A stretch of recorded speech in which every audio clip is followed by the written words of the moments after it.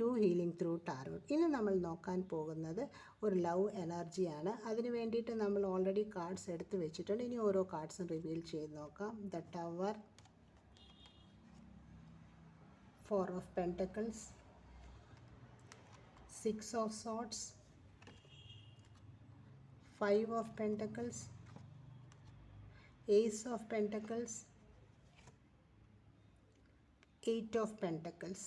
നിങ്ങളുടെ ലവ് ലൈഫിൻ്റെ current situation എന്ന് പറയുന്നത് എന്തൊക്കെയോ പ്രശ്നങ്ങൾ നിങ്ങളുടെ ജീവിതത്തിൽ ഉണ്ടാകുന്നുണ്ട്. അത് ഒരു ഇമോഷണൽ ഇഷ്യൂ ആയിരിക്കാം, അല്ലെങ്കിൽ ഫൈനാൻഷ്യൽ ഇഷ്യൂ ആയിരിക്കാം.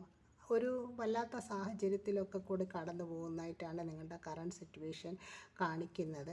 അതിൽ നിന്നുമൊക്കെ ഒന്ന് മാറി നിൽക്കാൻ നിങ്ങൾ രണ്ടുപേരും ആഗ്രഹിക്കുന്നുണ്ട്. അങ്ങനെയൊന്ന് മാറി നിൽക്കുമ്പോൾ നിങ്ങൾക്ക് പരസ്പരം കൂടുതൽ മനസ്സിലാക്കാൻ സാധിക്കുകയും ഒക്കെ ചെയ്യുന്നതായിട്ടാണ് കാണിക്കുന്നത്. കാരണം ആ ഒരു സിറ്റുവേഷൻ എന്ന് പറഞ്ഞാൽ ആർഗ്യുമെൻറ്റും വഴക്കുകളും അങ്ങനെയൊക്കെ ആകുമ്പോൾ ഒന്ന് മാറി നിന്ന് കഴിഞ്ഞാൽ കുറച്ചൊരു ആശ്വാസം കിട്ടുമെന്നുള്ള ഒരു ചിന്താഗതി രണ്ടുപേർക്കും ഉണ്ടാകുന്നുണ്ട്.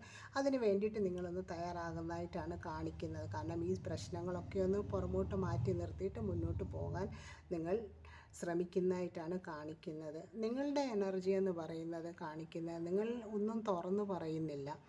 നിങ്ങൾ എന്തെങ്കിലും തുറന്നു പറഞ്ഞു കഴിഞ്ഞു കഴിഞ്ഞാൽ ഈ ബന്ധത്തിന് കുറച്ചുകൂടി പ്രശ്നങ്ങൾ കൂടുമോ, അല്ലെങ്കിൽ അത് വീണ്ടും പ്രശ്നത്തിലേക്ക് പോയി എത്തുമോ എന്നുള്ള ഒരു ചിന്തയാണ് നിങ്ങളെ അലട്ടിക്കൊണ്ടിരിക്കുന്നത്. അത് കാരണം നിങ്ങളൊന്നും വിട്ടു പറയുന്നതായിട്ട് കാണിക്കുന്നില്ല. പ്രശ്നങ്ങൾ ഒരുപാടുണ്ട്, നിങ്ങൾക്ക് ഫീലിങ്സ് ഉണ്ട്, ഒരു ഫിനാൻഷ്യൽ ഇൻസെക്യൂരിറ്റി ഉണ്ട്. ഒന്നും തുറന്നു പറയാൻ നിങ്ങൾ തയ്യാറാകുന്നില്ല നിങ്ങളുടെ ഈ ബന്ധത്തിനെന്നാണ് കാണിക്കുന്നത്. നിങ്ങളുടെ പേഴ്സൻ്റെ എനർജി എന്ന് പറയുന്നത്, അല്ലെങ്കിൽ അവരുടെ ഫീലിങ്സ് എന്ന് പറയുന്നത്, അവർ ഈ ബന്ധത്തെക്കുറിച്ച് എന്തൊക്കെയോ സത്യങ്ങൾ ഒട്ടും പ്രതീക്ഷിക്കാത്ത സമയത്ത് മനസ്സിലാക്കുകയും അതിൻ്റെ ഒരു കൺഫ്യൂഷനിലൊക്കെയാണ് അവർ. അതിൻ്റെ ഒരു വിഷമം കൊണ്ട് അവർക്കുണ്ട്.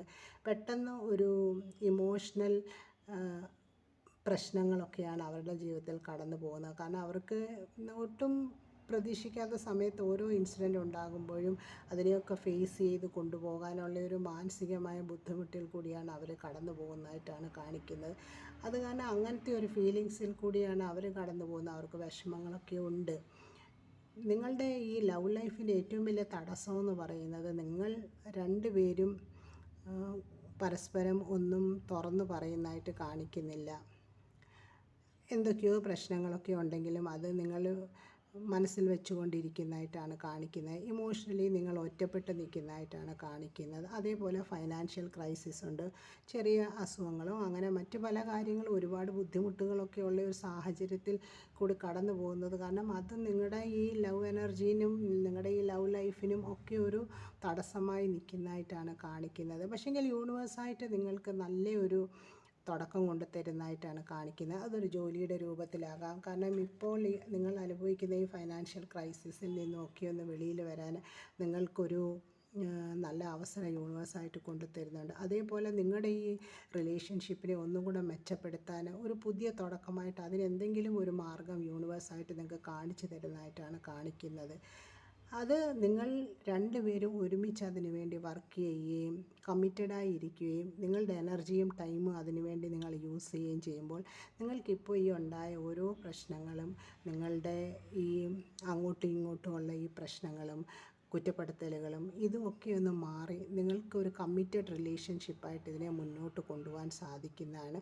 അതിന് പക്ഷേങ്കിൽ രണ്ടുപേരും ഒരേപോലെ പരിശ്രമിക്കേണ്ടതുണ്ട്. അങ്ങനെ ചെയ്യുമ്പോൾ മാത്രമാണ് നിങ്ങളുടെ ഈ ലവ് എനർജി നിങ്ങളുടെ ഈ റിലേഷൻഷിപ്പിൽ നല്ലതുപോലെ മുന്നോട്ട് കൊണ്ടുപോകാൻ സാധിക്കുകയും നിങ്ങൾക്ക് സക്സസ്ഫുള്ളായിട്ട് അതിനെ ലൈഫ് ലോങ് കൊണ്ടുപോകാൻ സാധിക്കുന്നതായിട്ടാണ് കാണിക്കുന്നത്. പക്ഷേങ്കിൽ നിങ്ങളുടെ സൈഡിൽ നിന്ന് നല്ലൊരു ശ്രമം അതിന് വേണ്ടിയത് ഉണ്ട്. അതുകൊണ്ട് അതിനു വേണ്ടി ട്രൈ ചെയ്യുക. ഇത് ഒരുപാട് പേരുടെ എനർജി ഉള്ള ഒരു റീഡിംഗ് ആണ്. അതുകൊണ്ട് ഇത് എല്ലാവർക്കും റെസനേറ്റ് ആകണമെന്നില്ല. റെസനേറ്റ് ആകുന്നവർ മാത്രം നിങ്ങളുടെ ജീവിതത്തിലേക്ക് അട്രാക്റ്റ് ചെയ്യുക. Thank you for watching. Stay blessed.